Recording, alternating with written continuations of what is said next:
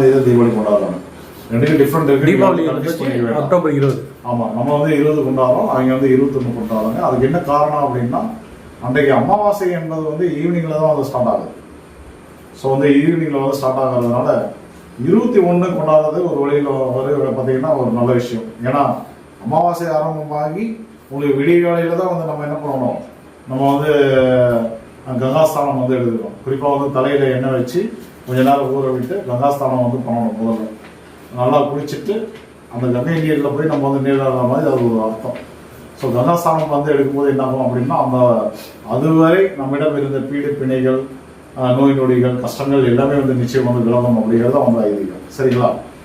கங்காஸ்தானம் வந்து எடுத்துட்டு அதுக்கப்புறம் நம்ம என்ன பண்ணணும் அப்படின்னாக்க, புத்தாடைகள் வந்து அணிவித்துட்டு அதுக்கப்புறம் வந்து வெடிக்கு போயிடணும். பட்டாசுகள் வந்து வெடிக்கணும். அது வந்து ஒரு வழக்கம். நம்ம வந்து இந்த தமிழ்நாட்டை பொறுத்தவரைக்கும் 20ஆம் தேதியே நம்ம வந்து தீபாவளி பண்டிகை வந்து கொண்டாடுறோம். அப்படி கொண்டாடக்கூடாதா அப்படின்னு கிடையாது, கொண்டாடலாம், தாராளமாக கொண்டாடலாம். ஏன்னா மதியம் வந்து பார்த்தீங்க அப்படின்னா மாலையில் வந்து உங்களுக்கு வந்து அமாவாசை தேதி வந்து ஆரம்பமாயிருது. ஸோ 20ஆம் தேதி நம்ம வந்து தீபாவளி வந்து கொண்டாடிக்கலாம். ஸோ இந்த காலையில் கங்காஸ்தானம் எடுக்கும்போது எந்த நேரம் வந்து பெஸ்ட் அப்படின்னு பார்க்கும்போது, பிரம்ம முகூர்த்த நேரத்தில் வந்து எடுங்க. பிரம்ம முகூர்த்தம் என்பது காலையில் ஒரு 4:30 மணிலேருந்து ஒரு 6 மணிக்கு உள்ளார, அதாவது சூரிய உதயத்துக்கு முன்னாடி, அதை தான் நம்ம வந்து பிரம்ம முகூர்த்தம்னு எடுத்துக்கிறோம். ஏன் நம்ம வந்து பிரம்ம முகூர்த்தம் அப்படின்னு எடுக்கிறோம் அப்படின்னு கேட்டீங்கன்னாக்க, பொதுவாக வந்து பார்த்தீங்க அப்படின்னா இந்த பிரபஞ்சத்தினுடைய இயக்கமே வந்து 9 கிரகங்களுடைய ஆற்றலால் 9 கிரகத்தினுடைய கதிர்வீச்சால் தான் வந்து இயங்கிட்டு இருக்கு அப்படிங்கிறது எல்லாருமே தெரியும். இந்த 9 கிரகங்கள் தான் நம்மளுடைய வாழ்க்கையில வந்து நன்மை தீமைகளை வந்து தீர்மானிக்கிறாங்க. இந்த 9 கிரக ஆற்றல் என்பது எப்பொழுதுமே வந்து பூமிக்கு வந்து வந்துட்டே தான் இருக்கும். அது இரவு பகலாக இருந்தாலும் வரும், பகலாக இருந்தாலும் வரும், இந்த பிரம்ம முகூர்த்தமாக இருந்தாலும் வரும், ஒரு ராகுகால யமகண்டா எதில் எழுதினாலுமே வந்து அந்த 9 கிரக கதிர்வீச்சுகள், அந்த ஆற்றல் என்பது பூமிக்கு வந்து வந்துட்டே தான் இருக்கும். மனித உயிர்களை வந்து குறிப்பாக வந்து இட உயிரினங்களையும் வந்து பாதிக்குது. குறிப்பாக வந்து மனித உயிர்களுடைய மனதில் மிகப்பெரிய ஒரு மாற்றத்தை வந்து உருவாக்கி, தசாபுத்தி பலன்கள்லேருந்து, கோச்சார பலன்கள்லேருந்து, உங்களுடைய ஜாதக பலன்கள்லேருந்து எல்லா கர்ம வினைகளையும் அதுதான் வந்து நடத்திட்டு இருக்கு.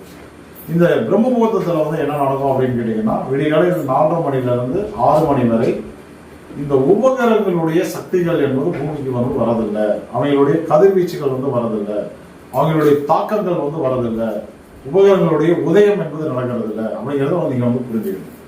உபகரணங்கள் அப்படின்னா என்னன்னு கேட்டீங்கன்னாக்க, ஆக்சுவலாக 9 கிரகங்கள் இருக்கு இல்லையா? சூரியன், சந்திரன், செவ்வாய், அதே போல புதன், அப்புறம் வந்து பார்த்தீங்கன்னா குரு பகவான், சுக்கிரன், சனி, ராகு, கேது, இப்படி 9 கிரகங்கள் வந்து இருக்காங்க. இந்த 9 கிரகங்கள்ல பார்த்தீங்கன்னா ஒவ்வொரு கிரகங்களுக்குமே வந்து உபகரணங்கள் என்பது உண்டு. உபகரணங்கள் அப்படின்னா மகன் அப்படிம்பாங்க, அல்லது வந்து துணைக்கோள் அப்படின்னு எடுத்துக்கலாம், உபகோள் உபகரணங்கள் அப்படின்னு எடுத்துக்கலாம். உப அப்படின்னா துணை அப்படின்னு எடுத்துக்கலாம். சரிங்களா? இணையானது, துணையானது அப்படின்னு நம்ம வந்து எடுத்துக்கலாம். ஒரு சப்போர்ட்டிவ் அப்படின்னு எடுத்துக்கலாம். இப்போ இந்த உபகரணங்கள் யார் அப்படின்னு பார்க்கும்போது, சூரியனுடைய மகன் வந்து காலம், சந்திரனுடைய மகன் வந்து பரிவேடம், செவ்வாயினுடைய மகன் வந்து டைம் போயிட்டே இருக்கலாம், மணி வந்து 10. சந்திரனுடைய மகன் வந்து பரிவேடம், செவ்வாயினுடைய மகன் வந்து நிறுத்தி, மகள் வந்து தூமம்னு சொல்லுவாங்க.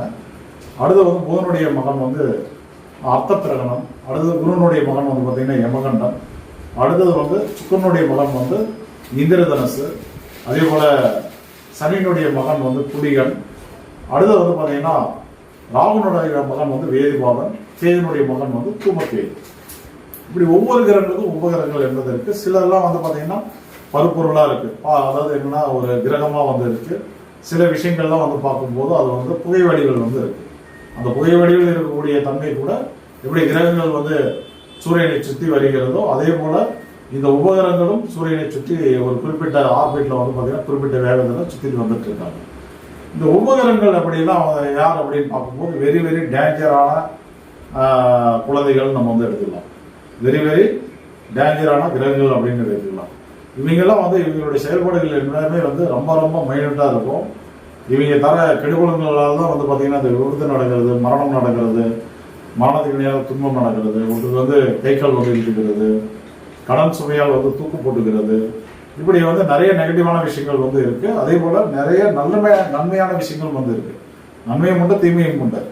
அது வந்து என்னன்னாக்க குறிப்பாக வந்து அது வந்து உங்களுடைய ஜாதகத்தில் இருக்கக்கூடிய உபகரணங்கள் தான் வந்து அதை வந்து தீர்மானிப்பாங்க. இங்கே என்ன நீங்கள் தெரிஞ்சுக்கணும் அப்படின்னா, இந்த பிரம்ம முகூர்த்த நேரம் அப்படின்னு சொல்கிறோம் இல்லையா, 4 மணிலேருந்து 6 மணி வரை அந்த நேரத்துல மட்டும் இந்த உபகரணங்களுடைய தீய சக்திகள் நல்ல சக்திகள் எதுவாக இருந்தாலும் வந்து பூமிக்கு வந்து வரதில்லை. ஸோ அதனாலதான் நம்ம முன்னோர்கள் வந்து என்ன சொல்லியிருக்காங்கன்னா அதை வந்து பிரம்ம முகூர்த்தம் அப்படின்னு சொல்லியிருக்காங்க. அப்போ பிரம்ம முகூர்த்தம்னா என்ன அப்படிங்கிறது இது வந்து நீங்க வந்து புரிஞ்சிருப்பீங்க.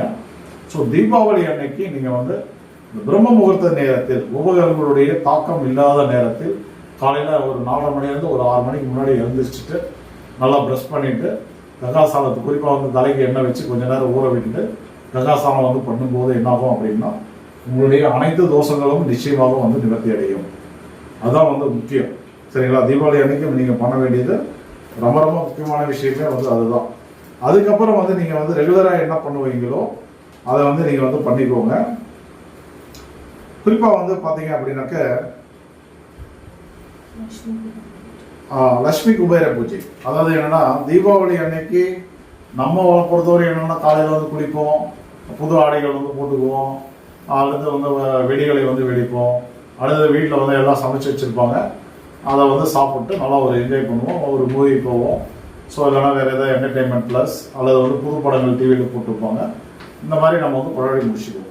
ஆனால் வந்து தீபாவளியை பொறுத்தவரை குறிப்பாக வந்து பார்த்தீங்க அப்படின்னா லட்சுமி குபேர பூஜை பண்ணுறது தான் ரொம்ப ரொம்ப விசேஷம். இது நம்ம வந்து சரியாக பண்ணுறதில்லை. ஆனால் வட இந்தியா பக்கம் போயிட்டீங்க அப்படின்னா பட்டையை கிளம்புவாங்க. எல்லாருமே வந்து பார்த்தீங்க அப்படின்னாக்க இப்போ லட்சுமி குபேர பூஜையை வந்து கண்டிப்பாக வந்து பண்ணிடுவாங்க.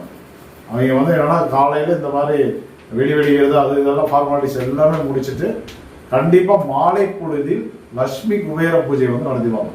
ஏன்னா இந்த லட்சுமி குபேர பூஜை யார் நடத்துகிறாங்களோ அவங்களுடைய வீடுகளில் வந்து பார்த்தீங்கன்னா செல்வம் வந்து ஜொலிக்கும், கொடிக்கும்னு சொல்லலாம். பணம் வந்து கொட்டிகிட்டே இருக்கும், தொட்டதெல்லாம் வந்து பண்ணுவாங்க. ஏன்னா லட்சுமி குபேரன் தான் வந்து உங்களுக்கு உண்டான யோகங்களை வந்து தீர்மானிக்கிறாங்க. உங்களுக்கு வர வேண்டிய பணமாக இருந்தாலும் கடன் சுமையாக இருந்தாலும் எதிர்மறையில் அந்த பணம் வந்து வரணும். உங்களுக்கு வந்து இந்த வருஷத்தில் நீங்கள் வந்து எவ்வளோ தங்கம் வாங்கணும், எவ்வளோ சேமிப்புகள் வந்து இருக்கணும், எவ்வளோ டெபாசிட் போகணும், எவ்வளோ ஷேர் மார்க்கெட்டுக்கு போகணும், எல்லா தன யோகத்தையும் தீர்மானிக்கக்கூடிய ஒரு அதிகாரம் வந்து இந்த லட்சுமி குபேர அந்த அமைப்புக்கு வந்து உண்டு. ஸோ அது வந்து வட இந்தியாவில் பார்த்தீங்க அப்படின்னா கம்பல்சரி ஈவினிங்கில் வந்து அது ஒரு பூஜையை வந்து கிராண்டாக வீட்டில் இருக்கக்கூடிய பெரியவர்கள் முதல் கொண்டு குழந்தைகள் முதல் கொண்டு அவங்ககிட்ட ஒர்க் பண்ணுறவங்க, ஸோ வந்து அண்டை வீட்டார் எல்லாரையும் கூப்பிட்டு விசேஷமாக வந்து பண்ணி நல்ல இனிப்பு வகைகளை வந்து எல்லாருக்கும் வந்து பிரசாதமாக வந்து கொடுத்து அவங்க போகும்போது அவங்களுக்கு வந்து புத்தாடைகள், அதே போல் அவங்களுக்கு உண்டான ஒரு 100 நோட்டு 200 500 நோட்டு அந்த மாதிரி ஏதோ ஒன்று வச்சு அவங்களை வந்து மகிழ்வித்து அனுப்புவாங்க. அது வந்து மிகப்பெரிய ஒரு பழக்கமாக வந்து வட இந்தியாவில் வந்து கொண்டாடிட்டு இருக்காங்க. குறிப்பாக வந்து தமிழ்நாடுகளில் இதெல்லாம் வந்து நீங்கள் பண்ணணும்.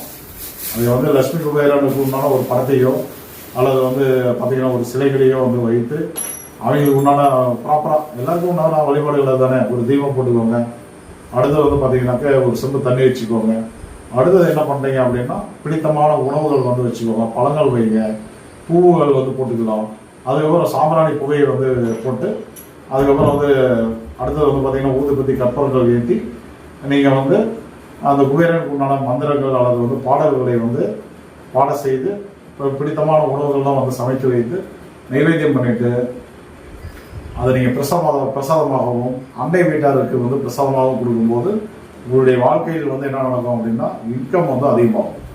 பணம் வந்து பார்த்தீங்க அப்படின்னா பல வகைகளிலிருந்து வந்து உங்களுடைய பாக்கெட்டையும் உங்களுடைய கல்லாப்பட்டியும் நிரப்பும் சொல்லலாம். ஸோ அற்புதமான விஷயம். இந்த லட்சுமி குபேர பூஜையை வந்து நீங்கள் வந்து 20ஆம் தேதி வந்து பண்ணுங்க, ரொம்ப நல்லது. அதுலேயும் வந்து குறிப்பாக வந்து பார்த்தீங்கன்னா உங்களுக்கு வந்து அமாவாசை தேதி வந்து 3:45க்கு மதியம் வந்து ஸ்டார்ட் ஆகுது. 3:45க்கு வந்து ஸ்டார்ட் ஆகுது. ஸோ அதில் இருந்து ஒரு 31 நிமிஷத்துக்கு உள்ளார, அதாவது மதியம் வந்து சாயந்தரத்தில் வந்து பார்த்தீங்கன்னா 3:45லேருந்து ஒரு 4:16க்குள்ளார 4:16க்குள்ளார பாருங்க போர்டில் எழுதி போட்டாங்க. சூப்பர். அந்த 4:16க்குள்ளார அந்த பூஜையை வந்து நீங்கள் வந்து ஸ்டாப் பண்ணிட்டா போதும். நீங்கள் எப்போ முடிக்கிறீங்க அப்படிங்கிறது தேவையில்லை.